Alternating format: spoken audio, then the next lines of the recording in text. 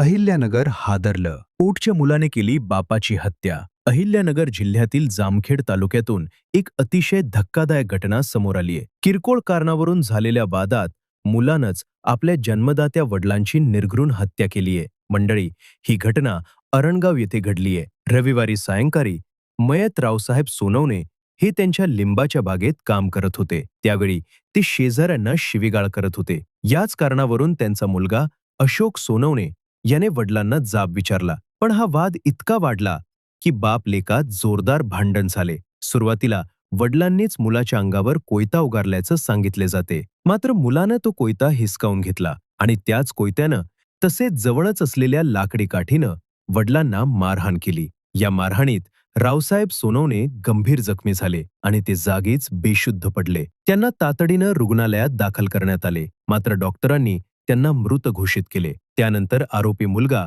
अशोक सोनवणे याला ताब्यात घेण्यात आले. सध्या आरोपी विरुद्ध खुनाचा गुन्हा दाखल करण्यात आला असून पोलीस पुढील तपास करत आहेत.